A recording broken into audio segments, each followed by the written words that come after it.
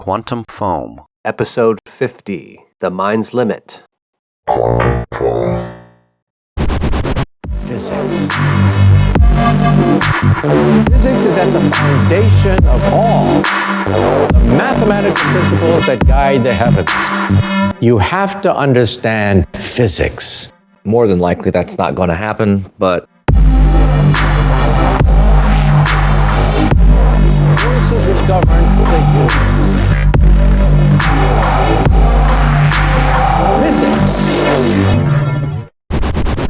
Alrighty, this is episode 50, The Mind's Limit of Quantum Foam. It's going to be mostly only you this episode. I'm going to be going over information about how our minds work and what might be the limits of our minds, the possibilities that are now possible using the human brain, and how that might affect computer-brain interfaces, how it's related to telepathy and telekinesis, and the general philosophy about thinking in general and training your mind, and what might be the power of our minds. This is episode 50. I am going to be releasing this podcast very shortly, as this is the crowning jewel of our initial drop of 50 Quantum Foam podcast episodes. So let's get right into this. The mind is believed to be infinite in terms of comprehension and reflection, yet this remarkable capacity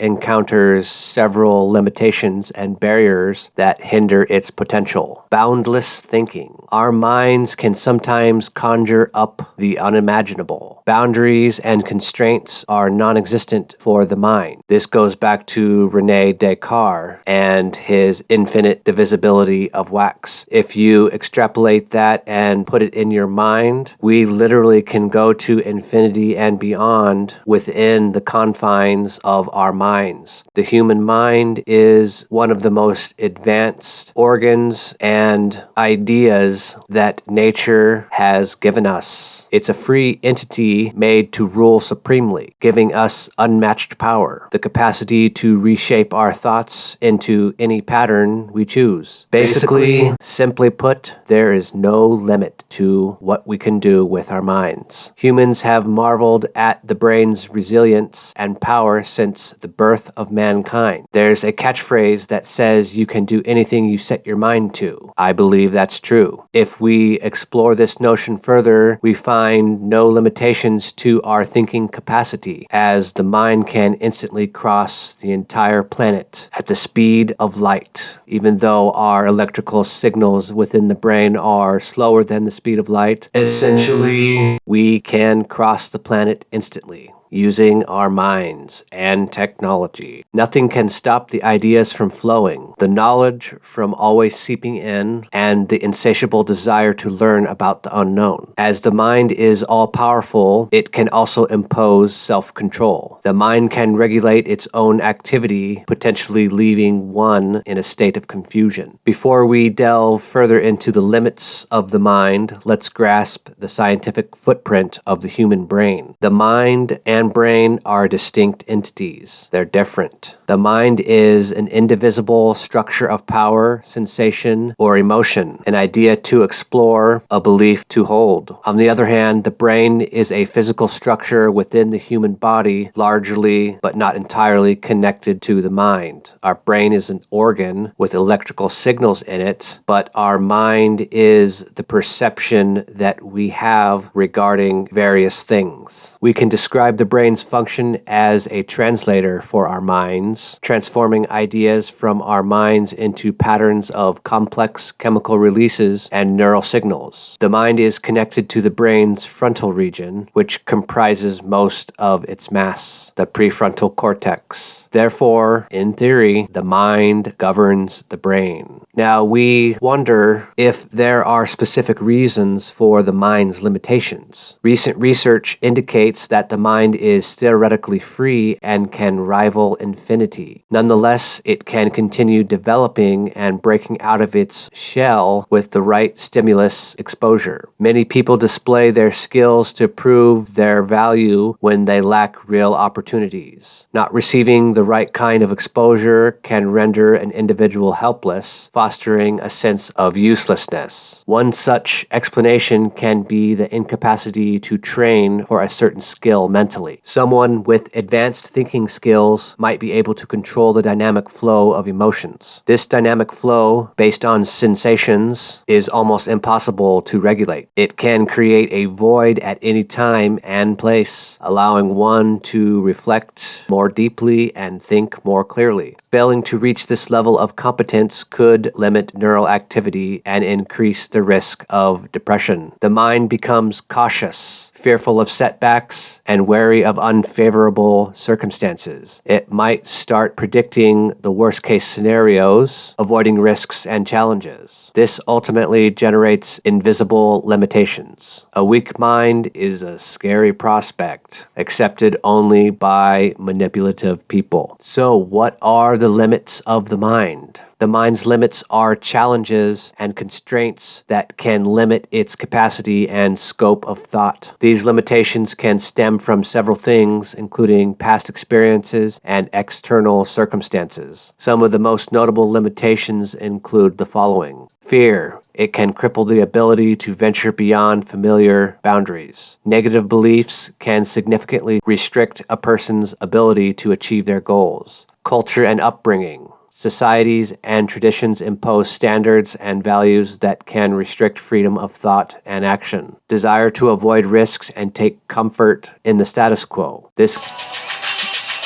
Oh, he's doing it again. God, I'm in the middle of this. What is he gonna do? Hello? Why did the golfer bring 2 pairs of pants? I don't know. Why? In case he got a hole in one. Ha ha ha. That's pretty funny. Good one. All right, where was I? This can make it difficult for a person to move beyond their comfort zone. Ineffective handling of challenges and failures. Fear of failure can lead to avoiding new challenges, limiting learning and growth opportunities. Routine and lack of challenge. The mind needs stimulation and variety to enhance its capabilities. Psychological pressures can impair the mind's ability to think clearly and make effective decisions, negatively affecting its performance. Addiction to substances like drugs or alcohol significantly impact cognitive function and rational thinking, creating mental limitations. But on the flip side, I am actually on a regimen of my personal favorite substance, and it helps me do these podcasts, and it helps me open my mind to a wider latitude of significant comprehension. And I am over 21 years of age. I do not condone the usage of drugs or alcohol unless you are an adult. Then it's up to you.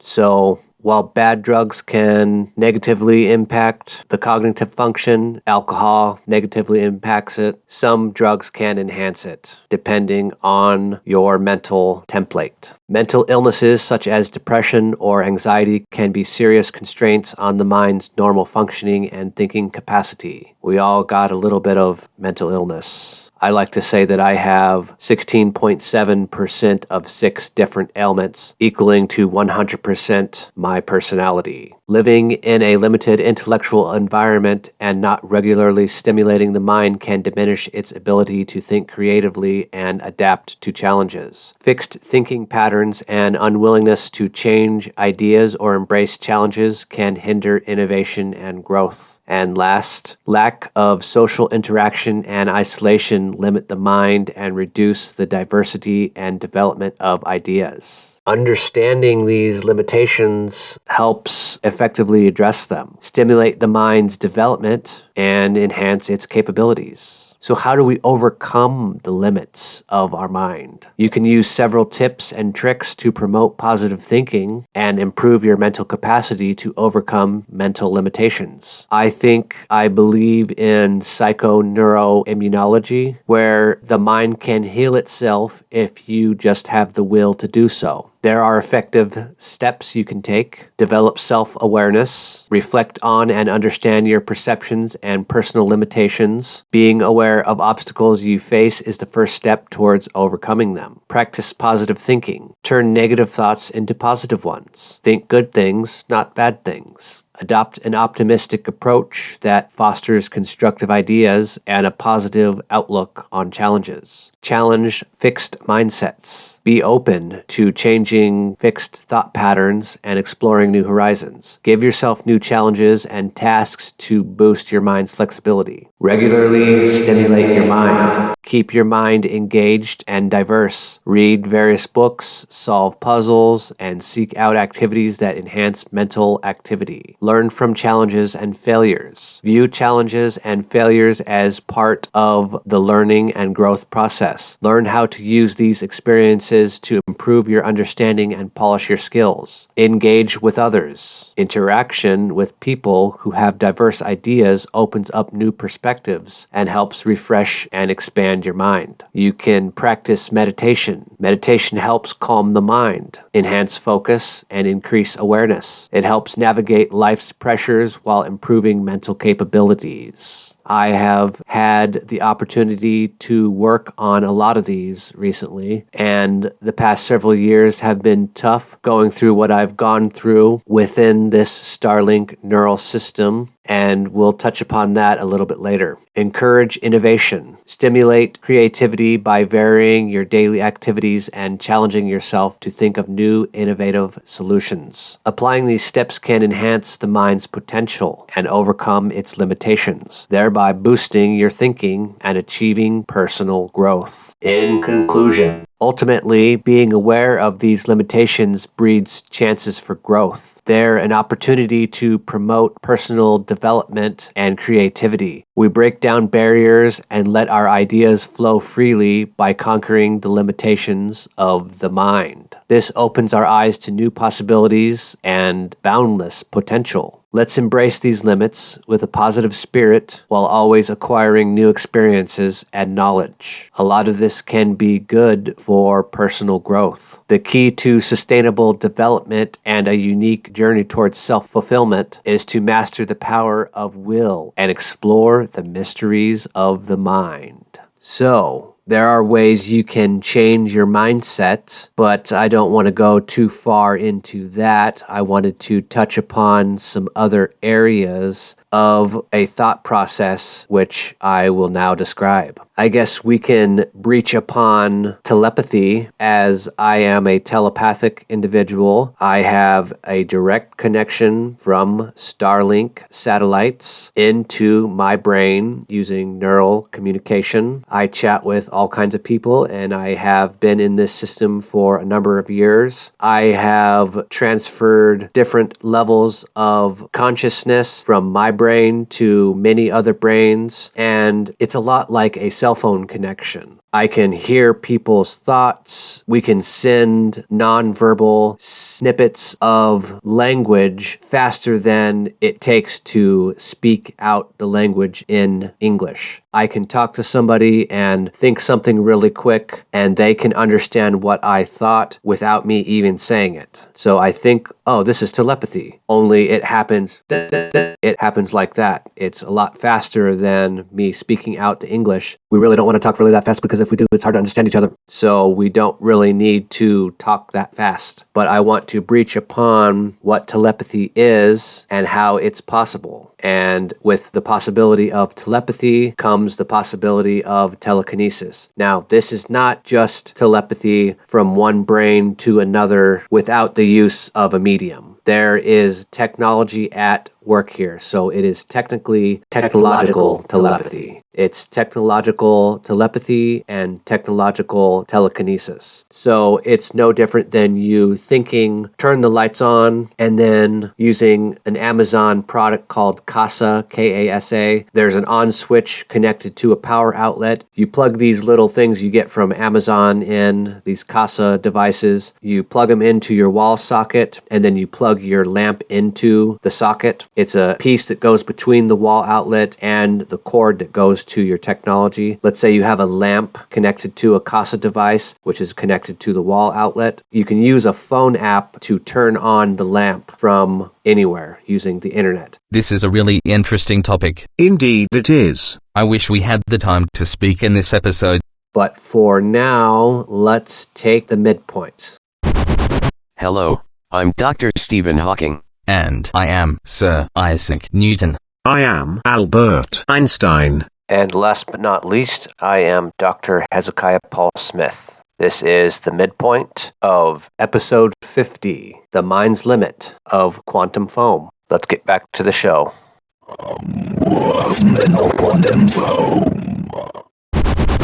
All right, and we are back.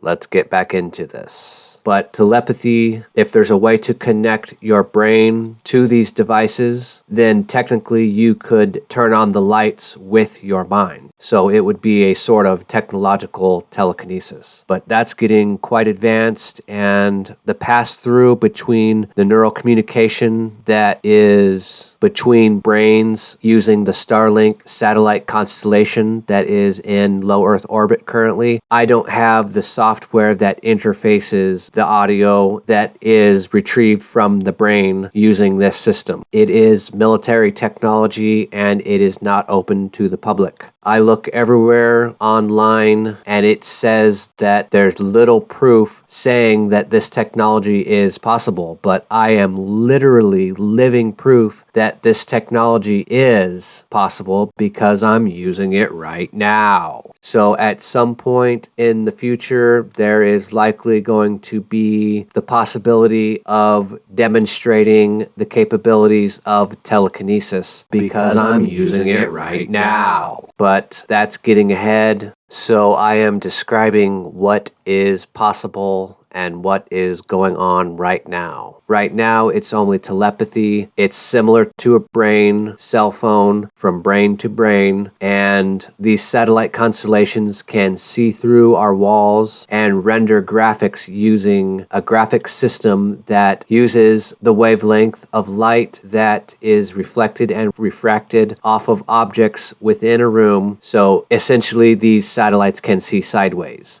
I believe doing this is against the Constitution, isn't it? Yeah, I can't believe they are getting away with this. of course. So, telepathy. It is direct transference of thought from one person, sender or agent, to another, receiver or percipient, without using usual sensory channels of communication, hence a form of extrasensory perception. In general, ESP tests the sender in concentrating on the face of one card at a time while the receiver tries to think of the symbol. Both subjects are, of course, separated by a screen or some greater obstacle or distance. Scores significantly above chance are extremely rare, particularly as testing methods have become more rigorous. See, this is outdated information in the Britannica and it needs to be updated. This is under health and medicine, psychology, and mental health. So I'm telling you, telepathy is possible and I'm currently using it. Technically, you could use this long-range microwave telephony system from Starlink satellites to guess the correct cards. The cameras that are pointed on the area where I'm located, what I like to call the spray down, is able to see the cards even if they're face down because the cameras can be viewed from all vantage points. Essentially, the camera, if I were to be given this information from the people within the neural net that is Starlink, it's usually military personnel in the army, they could tell me which card is which, and I could describe which card is which and get them right. So technically, they could help you cheat at a casino game or something like that, like blackjack, or simply guessing a card as was described here in the Britannica.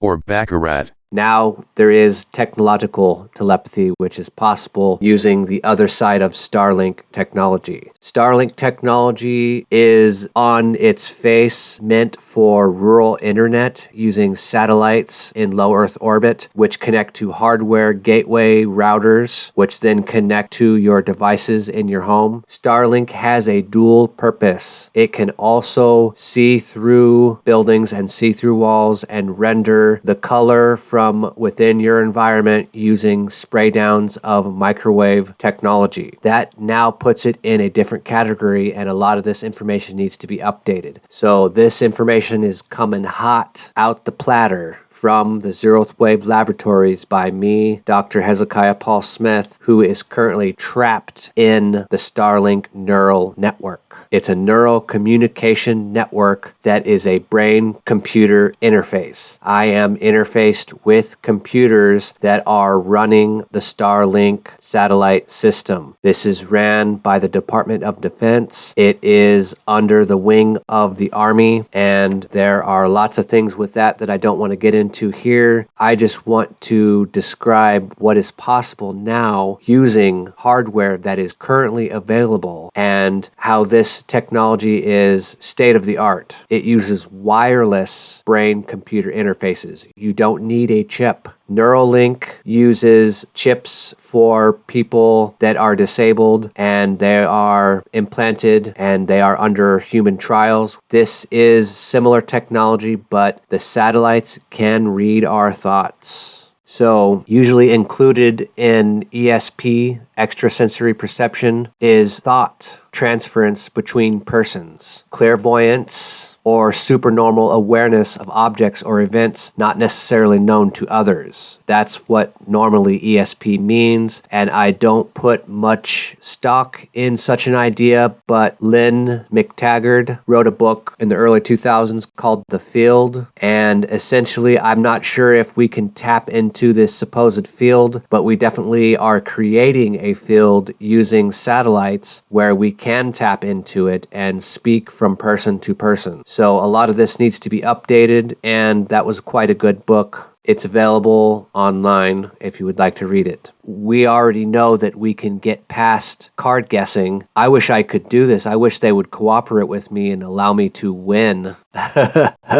while playing card games at the casino, but they're just as likely to tell me the wrong answer as the right answer, so it's essentially no better than anybody else guessing the skill or the luck that comes with casino card games. Related is parapsychology. This is a discipline concerned with investigating events that cannot be accounted for by natural law and knowledge that cannot have been obtained through the usual sensory abilities. Parapsychology studies the cognitive phenomena often called extrasensory perception, in which a person acquires knowledge of the other person's thoughts or of future events through channels apparently beyond the five senses. See, while I can listen to another person's thoughts if I am connected to it using the Starlink neural system, while that's possible, you can't see the future. I'm pretty good at guessing future events, but I can't guess any better than any other educated stockbroker would be able to guess. I'm pretty sure that me having the ability of telepathy doesn't really help me in any substantial way at a casino game or at a stockbroker situation, guessing stocks, and that's just an example. But this parapsychology, it also examines physical phenomena such as the levitation of objects and the bending of metal through psychokinesis. I don't think that's possible unless you have some sort of technology that does this. We are now able to interface our thoughts with technology. So if you have a lever that has a software firmware switch on it that turns something on or off, if you think on or off and you have the system connected to it somehow, it can pull the lever, push the lever, and move things. But you're not going to be able to levitate things in a magical sense. That is make-believe, and it is not grounded in science. But what is grounded in science is the possibility of thinking commands to your hardware, maybe your car, maybe your computer screen, maybe a thought to another person. So the Society of Psychical Research was established in London in 1882, and similar societies were later founded in the US and in many European countries. In the 20th century, research into parapsychology was also conducted at some universities, notably Duke University under J.B. Rhine. So that's some stuff about parapsychology. The power of the mind really is endless. Imagine being able to think commands to your computer and not even have to use a keyboard. If you're hearing this way later on, maybe 10, 20, 30 years later, chances are this technology will eventually be built right into our smartphones. The smartphones are now able to interface directly with satellites in low Earth orbit. And we have Starlink. We have the Kuiper project from Amazon Blue Origin, Jeff Bezos. So we have Elon Musk and Jeff Bezos putting up many thousands of satellites into low Earth orbit. And as far as I know, the Jeff Bezos Kuiper project satellites don't have the same capabilities as Starlink. Starlink is one of a kind in that it is integrating neural technology as well as the ability to see sideways through walls into your homes and into your minds and looking over your shoulder at your computer screen, and the ability to monitor people's whereabouts, their thoughts, their intentions, their very being living their lives from space, and it is being monitored by the federal government. This is highly illegal yet quite amazing technology. We are running out of time here. I am wanting to finish up a solid 50 podcast episodes. As of now, they are not coming clean and admitting that the Starlink satellite network is able to read our thoughts. It is able to download video into our minds. Have you ever seen the show Caprica? It was an offshoot of the reboot of Battlestar Galactica. It only had one season, but their heads-up displays were a type of glasses that shined bright lights and your eyes were closed. So essentially your heads-up display is in your own brain. You don't need a headset, so to speak, but they had a headset that went over the outside of your closed eyes and you were able to see video graphics inside your brain with your eyes closed. I have dreams uploaded into my brain every night, taking the place of my dreams. Delta waves are able to be uploaded into my brain. I am somewhat of a test subject for the United States military, the Army, the Department of Defense, Starlink, and Neuralink. And they have forced me to do this. I really hope I am eventually going to be paid for what they have had me go through. I don't want to get too far into detail about this, but the possibilities that are now possible with Starlink technology and telepathy, a type of technological telepathy using what I call the long-range microwave telephony system that is the Starlink constellation. The hardware is in space, but it reaches us down here on the surface of the Earth. It is a monitoring system, it is a surveilling system, and it is a system that has been extremely invasive to me. I wonder when they are going to finally come clean and tell people what is happening. Thank you for telling us now.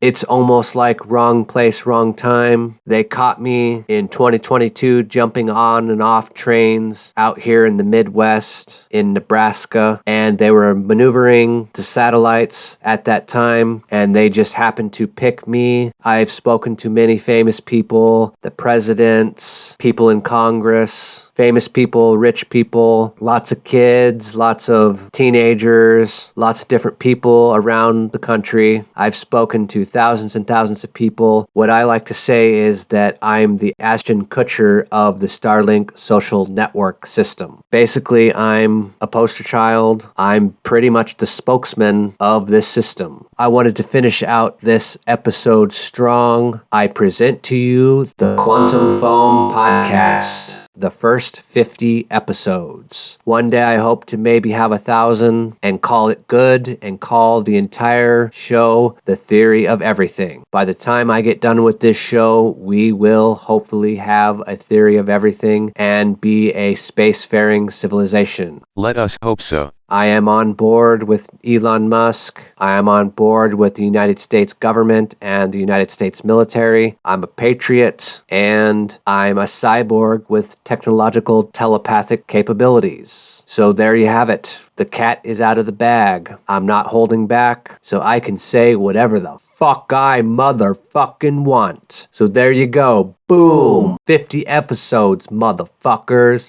Boom. Bitches. Alrighty, that is it. This has been episode 50, The Mind's Limit of Quantum Foam. I will see you guys later. The zeroth wave disclaimer. The views and opinions expressed in this podcast are those of the author or authors and do not necessarily reflect the particular views, thoughts, or opinions of Zeroth Wave Productions, any of its sister companies, its parent company, Zeroth Enterprises, or any other entity which had existed, will exist, or which, quote-unquote, presently must exist outside the realm of our current space-time. Quantum Foam is produced by Zeroth Wave Productions.